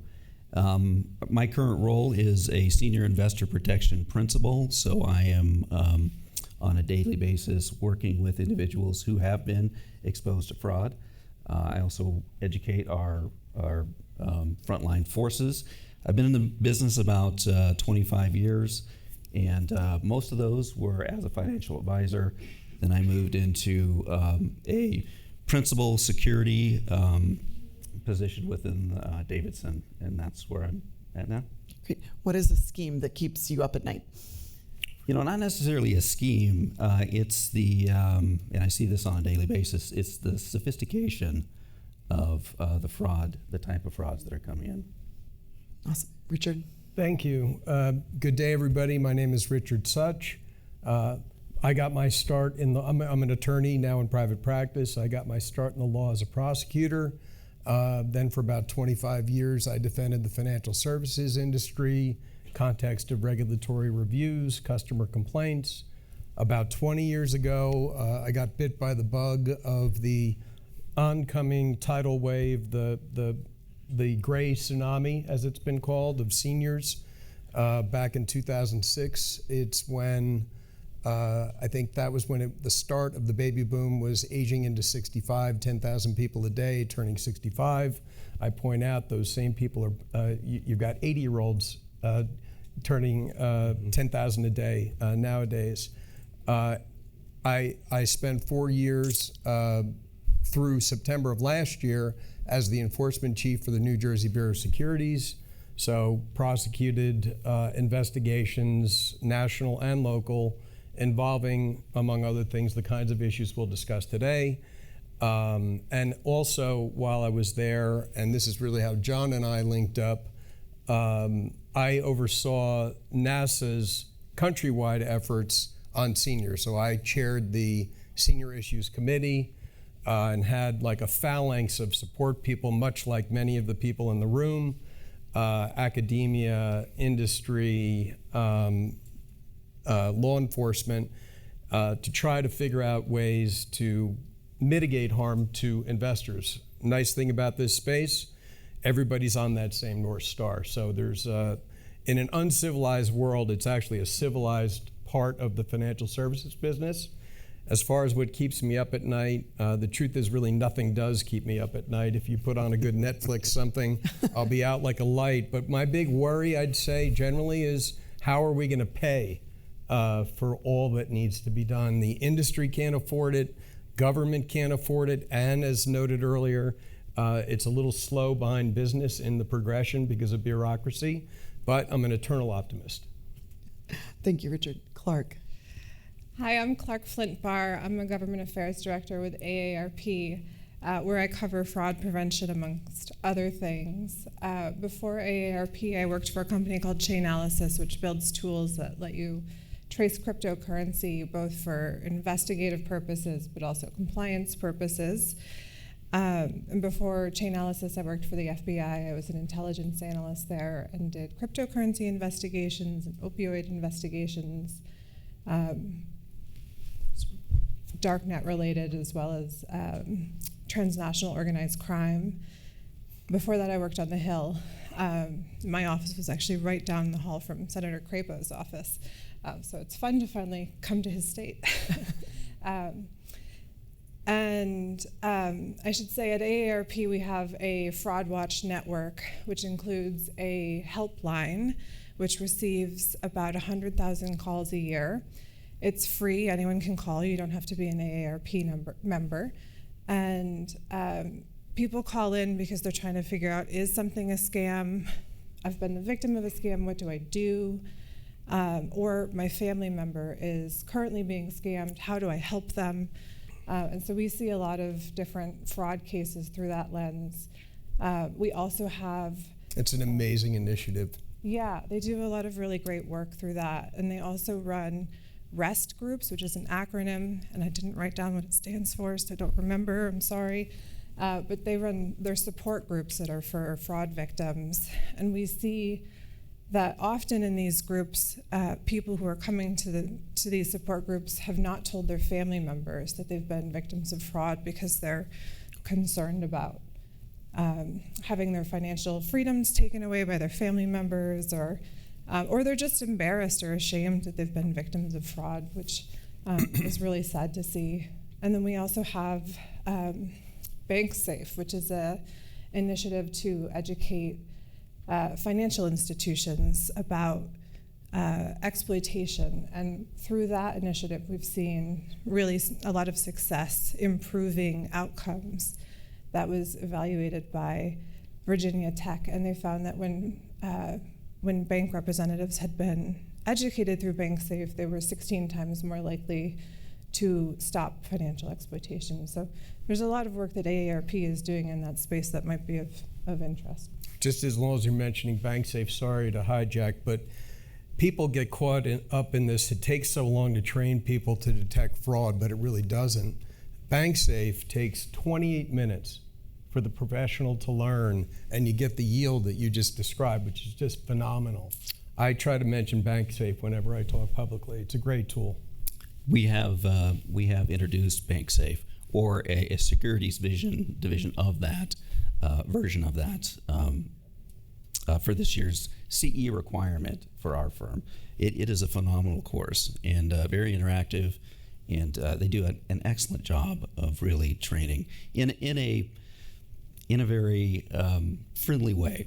Not a you can really get engaged in the system. So, nice job. Clearly, there's no secret why I'm so excited about this panel. Everyone here has been a part of the whole enterprise and ecosystem of holding accountable these bad actors and trying to prevent these crimes. So I'm so excited to hear more about your guys' strategies and your thoughts about how we can better prevent these crimes. But first, let's start with setting the scene on the scope and scale of the frauds that we're seeing targeting Americans, businesses, our vulnerable populations. So Justin and Richard, can we start with you? What kinds of frauds and crimes are you seeing? Justin? Sure. So as John was pointing out, according to the IC3.gov, which is the Internet Crime Complaint Center, the number one reported loss is from investment schemes. And we're talking over $3 billion in losses. And these are reported losses. And we'll talk about the reasons why these crimes are actually vastly underreported. So this is just the tip of the iceberg. And the second one is the one that actually keeps me up at night, and that's the business email compromise. So when we're talking about business email compromise, we're describing a technique that suspects use wherein they insert themselves into a financial transaction through the use of a compromised email account, typically, and then they impersonate the person giving the wire instructions for funding of the transaction, and they substitute in the account information for an account that they control, and that is the way that they accomplish that crime. And that's $2.7 billion a year. And again, these are crimes reported to IC3.gov, which is, again, the tip of the iceberg. Then we move on to tech support scams. And these are amazing. We're talking a loss of around $800 million. To give you an idea of how insidious they are, I called one of my dad's dearest friends, who's a retired detective sergeant from LAPD. And he says, Justin, I can't talk to you right now because I'm on the other line with Microsoft. There's a problem with my computer and they've called me to fix it. And I'm like, Richard, that's not tech support. You hang up on them and I'll help you deal with this. He says, no. I mean, he's insisting. He knows what I do. At the time I was the commanding officer of the LA County District Attorney's Office Cybercrime Investigation Section. And I'm telling him, Richard, this is a fraud. Microsoft is not calling you to give you help on your computer. And he wouldn't believe me, and he hung up on me and proceeded to. So this is what we're up against, and it's a massive problem. Another issue that comes up is identity theft, and identity theft is sort of the grandfather of many of these crimes because, for example, business email compromise also involves an element of identity theft.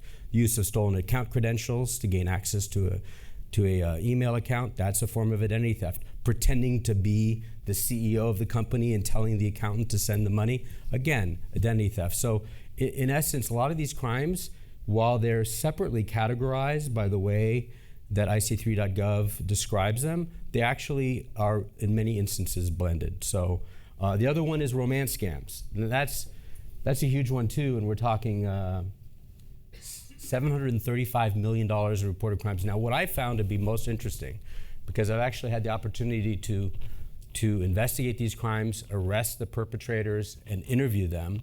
And in many cases, what we call the money mules, remember I mentioned that the suspect has to have control of the account where the money's wired to?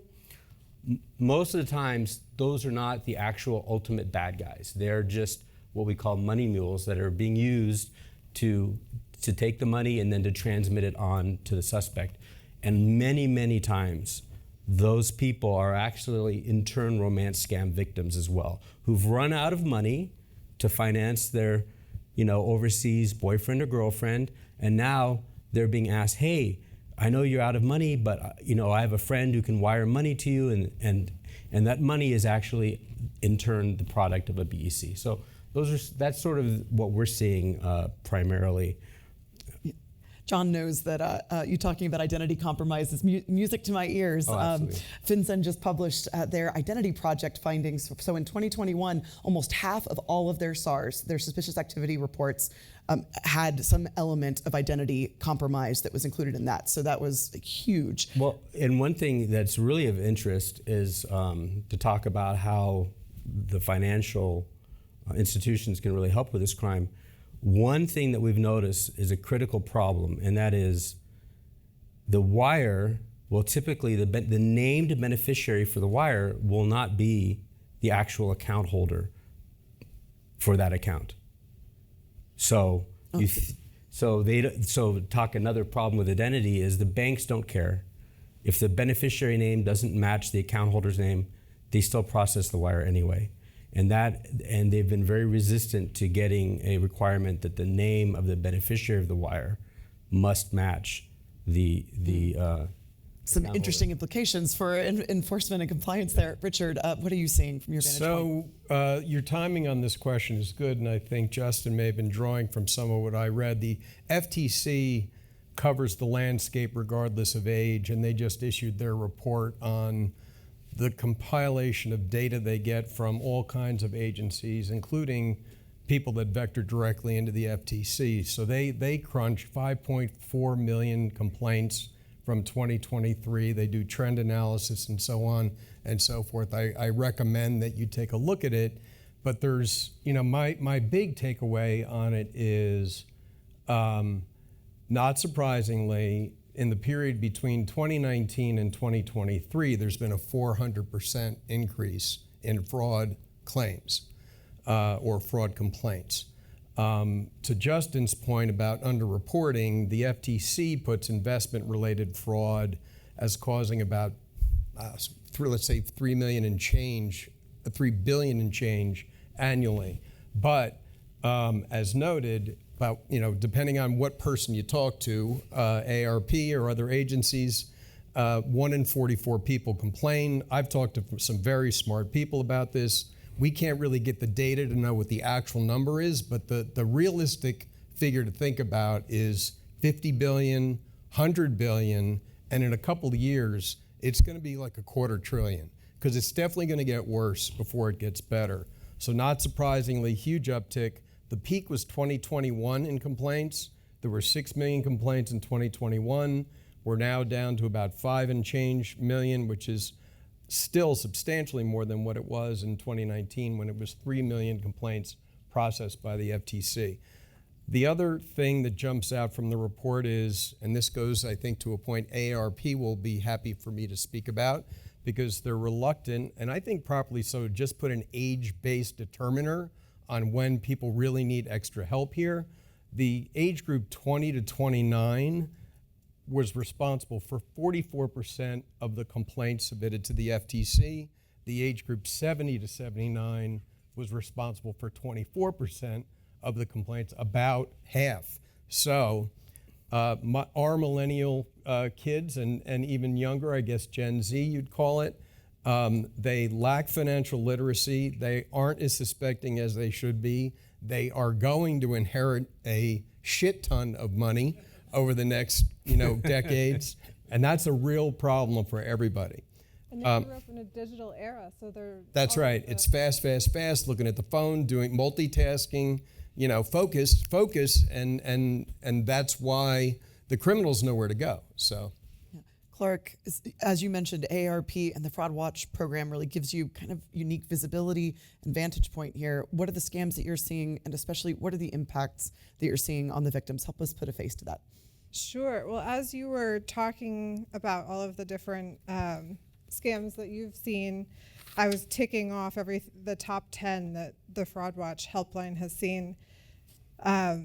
And they're basically all the same. The couple that you haven't mentioned are online shopping scams, which especially tick up during the holidays when people are shopping online more, and prize or sweepstakes scams, as well as government imposter scams, which as we're entering into tax season, scams where people are impersonating the IRS are on the uptick. So that's definitely a big thing that we see as well. We've also seen a trend towards crypto-related scams, where we used to see these money mules that you're talking about ask for gift cards as payment for all of these different types of scams. Like the IRS is calling you and telling you you owe them money. Go to CVS, buy a bunch of gift cards, and a money mule is going to come pick them up. Now, or you'll scratch them off and you'll send a picture to the scammer in whichever country. Now we've seen a trend towards sending people to Bitcoin ATMs or crypto kiosks, is what FinCEN calls them. Yeah, that's a huge emerging problem. And in fact, one of my friends in the audience is a detective for the Ada County Sheriffs, and he's had that exact scenario.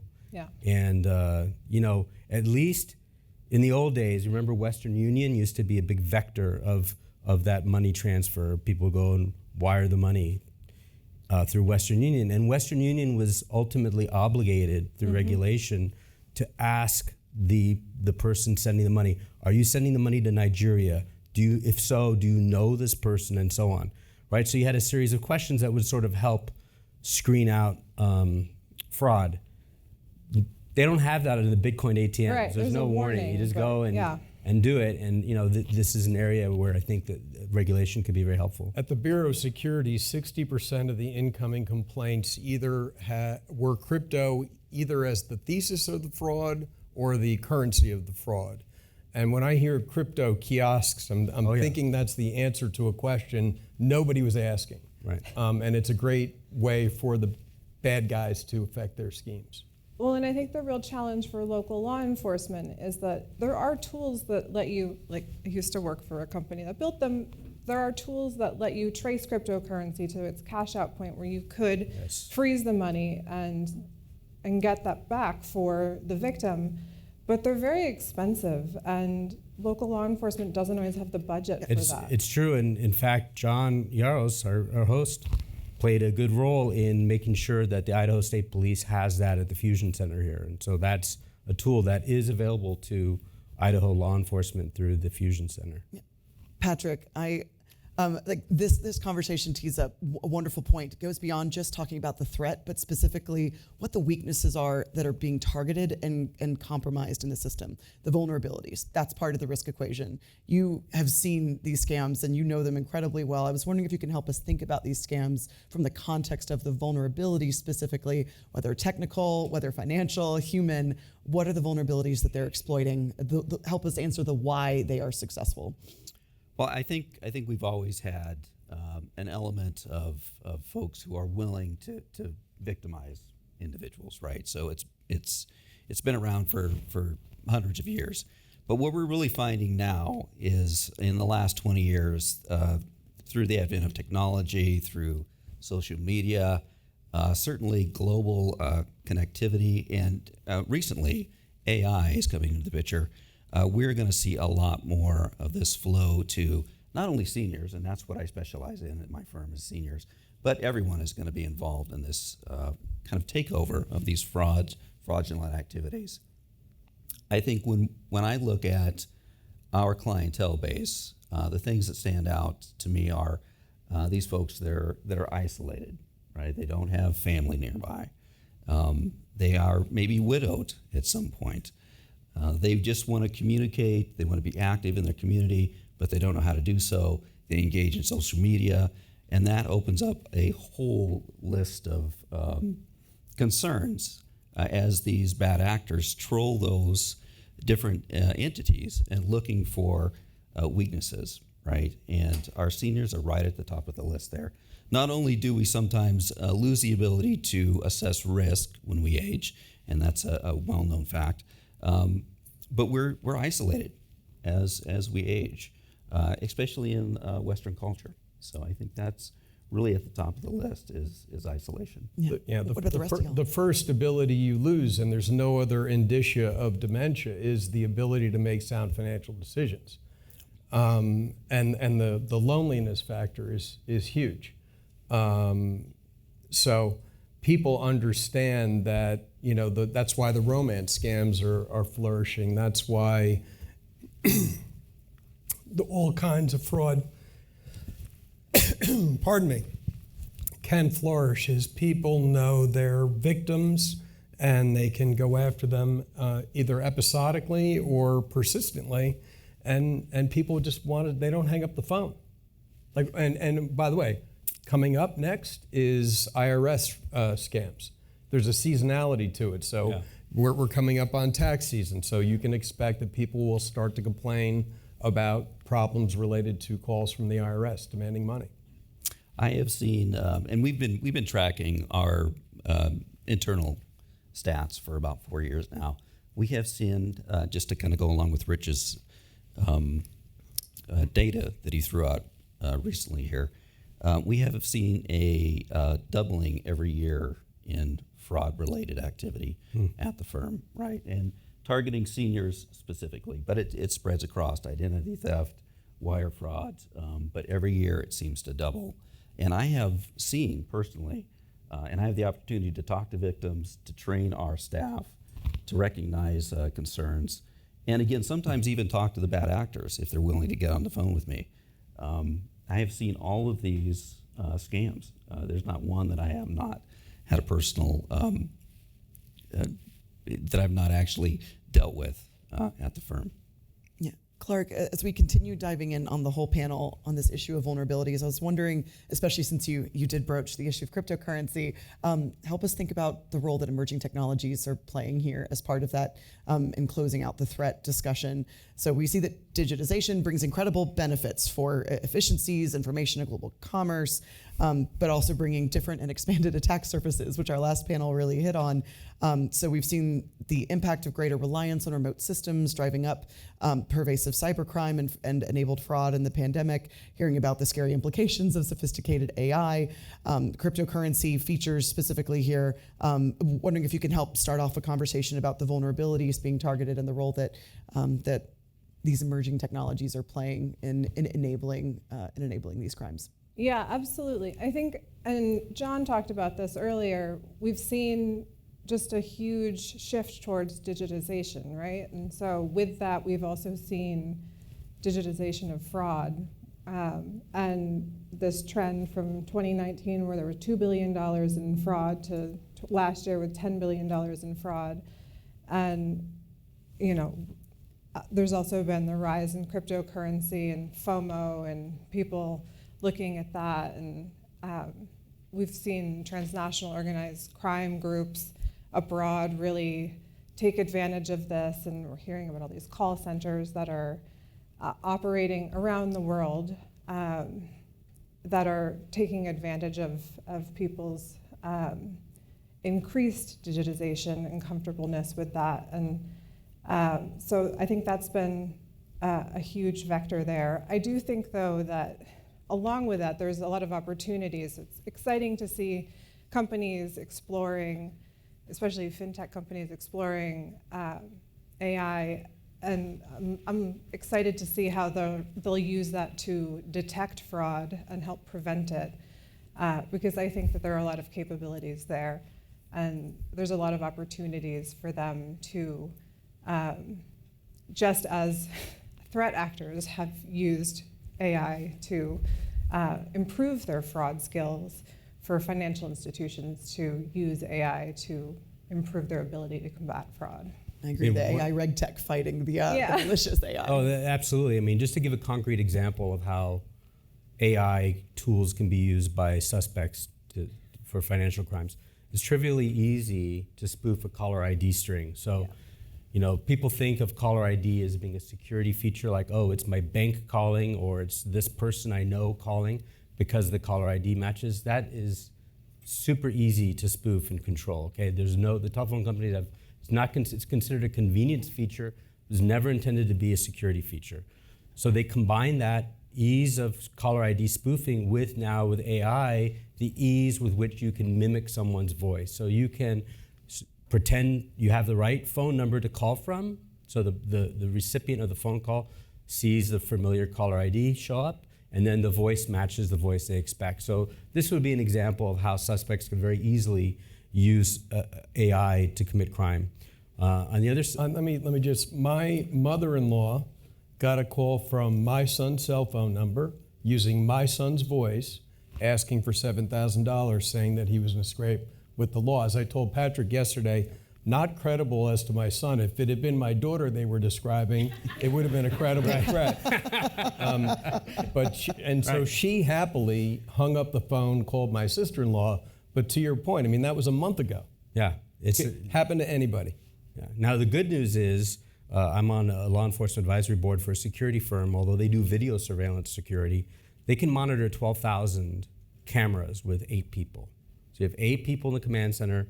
You have 12,000 cameras deployed, and because of the AI that's deployed by them, they can have human eyes on an active crime in progress within 8 seconds. So, and the AI is even faster than that. It can initiate the response, including a realistic, what we call a voice down, where the security camera has a loudspeaker and can say, hey, you in the red hat who's climbing over the fence, we're calling the police.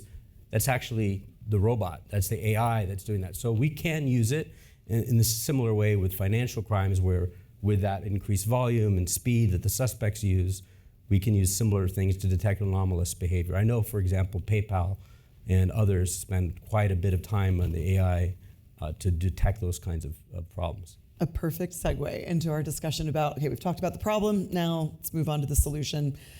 So now that we've properly scared people and me getting into the fixes and the challenges also related to trying to address those issues. Clark, I really appreciated some framing that you gave in the discussions we had leading up to this panel, where you said that attacking fraud is dependent on prevention, detection, prosecution, and restitution. So really insightful framing, so we're going to use that here. I'm going to steal it. So let's start with the state of prevention and detection capabilities and the challenges that need to be addressed there. From my military and NatSec community background, so for any vets in the room, you might recognize that that's framing things as left of boom or right of boom in relation to activities leading up to an event and after. So prevention and detection really focuses on the left of boom and then detecting the boom, that the boom has happened. So Clark, first, can you start us on this discussion? What are the issues at play to help improve our ability to prevent and detect these crimes?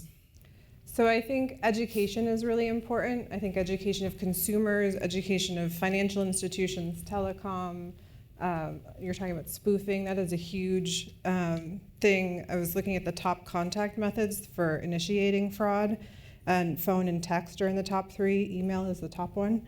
But the top contact methods that result in the highest losses are actually social media. So thinking about it from those perspectives and working to educate and do research on where is that coming from, and how do you detect it, how do you prevent that, how do you identify that on your platforms, I think is huge. But you also can't educate your way out of fraud, and I think it's important to recognize that and to realize that industry plays an important role in actually doing detection and prevention and finding the bad guys on their platforms and kicking them off, and doing so more quickly than they are currently. Yeah. Patrick, what do you think? I'm curious, especially if you have thoughts about the state of tech and industry in enabling that prevention and detection. What are your thoughts? Well, first of all, I should say that I speak for myself and not for D.A. Davidson. That's my disclaimer for y'all. I think we're as an industry, as a leader in the financial services arena, we are the front lines, right? So we're dealing with folks who are getting scammed on a daily basis. We understand than what the need is. I think from a state perspective and also from a federal perspective, we could do a better job of coordinating efforts. That seems to be, at least in my opinion, a concern. We have 50 states and we have 50 different views on what maybe vulnerable adults are or seniors are or what constitutes theft.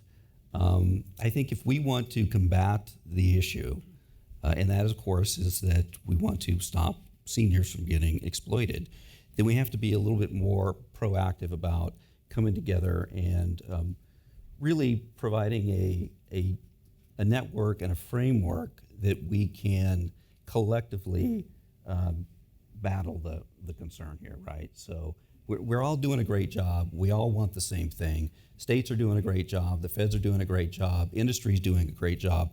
I think really we just need to kind of come together and make sure that we're doing it in a way that makes sense across the board. Richard and Justin, curious for your thoughts about the current state of prevention so that we don't have to do all the reaction on the back end, as well as detection. And both of you have mentioned underreporting, so definitely if you can add that into your thoughts about the state of that. Go ahead, Justin. Okay, so the underreporting is massive. I mean, I used to do quite a bit of teaching for law enforcement officials and financial crimes investigators from financial institutions.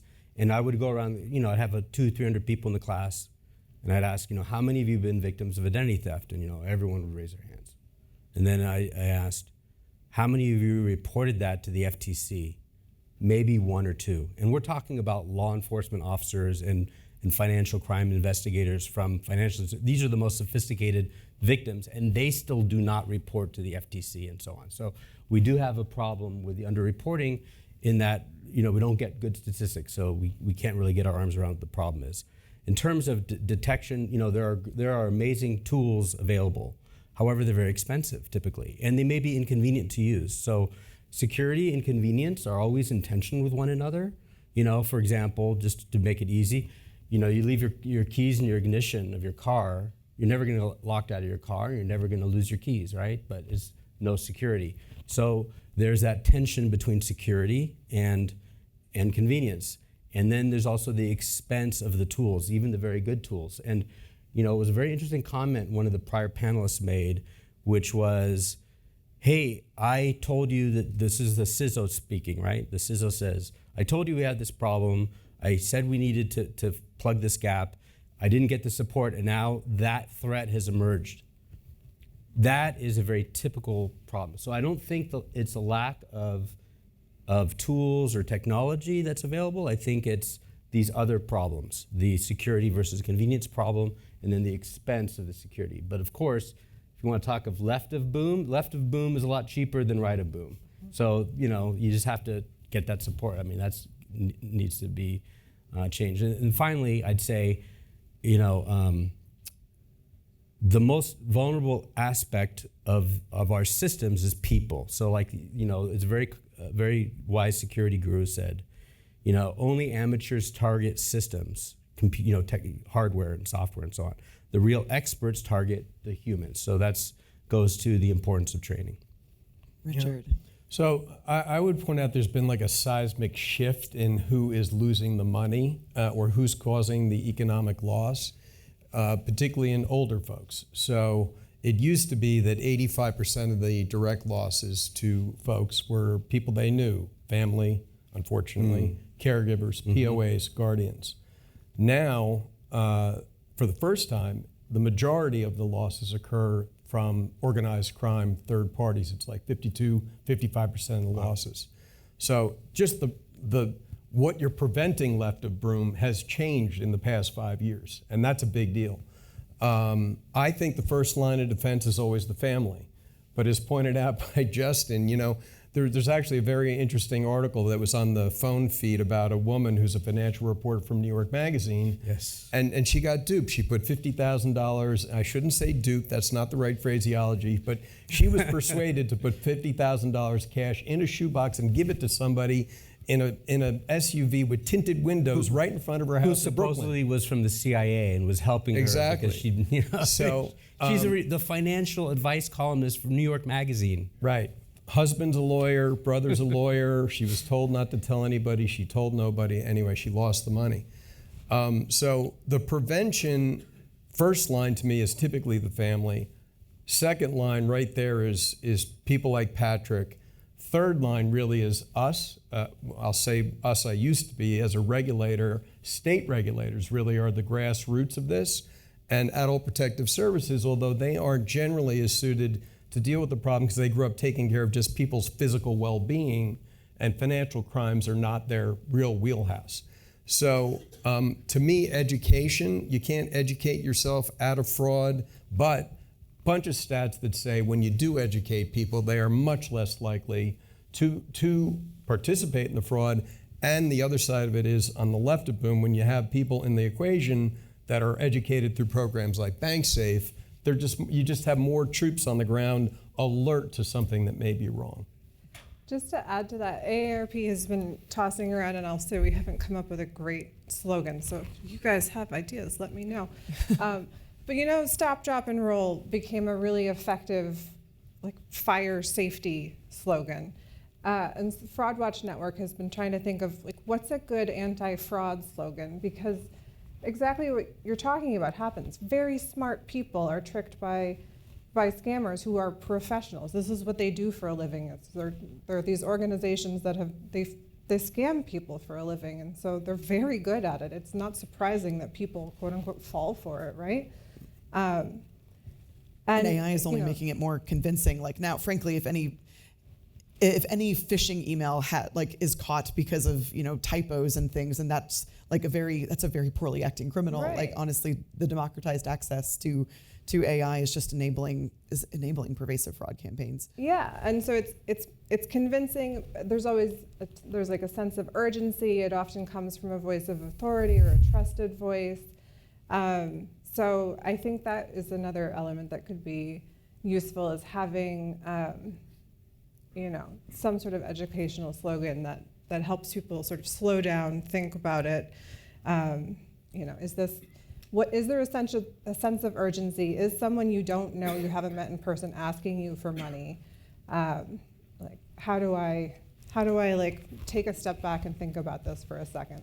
Fantastic. But sense of that doesn't urgency take is 5 minutes to explain. Yeah, that sense of urgency is 101 in sales, Mm-hmm. and also in these types of crimes. Yeah. So then, for us to close on the right of boom discussion, so understanding that there's all these conditions that are making prevention and detection challenged. So now we've got to do something about it. Everyone here has been a part of that ecosystem also, finding accountable who that bad actor is and making sure that we can insert that accountability in a framework and hopefully reconstitution for victims to help make them whole. So Richard, would love to hear your thoughts. The top challenges on investigating and holding accountable cybercriminals and fraudsters. Money and manpower, person power, call it what you will. But I ran the unit that processed these reports in New Jersey, and I had 2 other capable people with me, and we got 20 to 40 complaints a month. So investigating these things is not easy. Speed is imperative. Former FBI people are my heroes because the federal government really is more capable on this third-party organized crime angle because state reach is state. So I do think that there are possibilities, and I think that the technology actually has to be a part of the solution because although it is expensive, we have less money to pay people to do the work. So I'm counting on people like the folks we have here to help come up with solutions for early detection, in particular, intervention, early detection. That's a great point. As a former Army officer, I love my enforcement early and often, but we're not terribly great at that. Often enforcement cases will point to activity from 3 to 6 years before. So the rest of y'all, Justin, your thoughts? So first of all, recovering the money that's stolen through these techniques can be done, but the speed is the key because the suspects are going to try to move the money out of our reach as quickly as possible. So money is going to initially often be in KYC type accounts where we could reach it before but you have at most 72 hours. And so the problem, what I see as a gap is that unfortunately, here in Idaho, we don't have a mechanism for law enforcement to quickly respond and try to recover funds. And this is part of this gap, I think, is the Idaho Department of Finance in terms of the law enforcement tools available to them, and then a partner on the other side, which is, if they have a case, how they're going to be talking to someone who maybe is for the first time dealing with this kind of a problem. So, which was raised in the last panel. Yeah, you're dealing with rookies. Yeah, so for internet crimes against children, the Idaho Attorney General's office has jurisdiction. But for these kinds of sophisticated cyber crimes and frauds, the Attorney General's office does not have jurisdiction.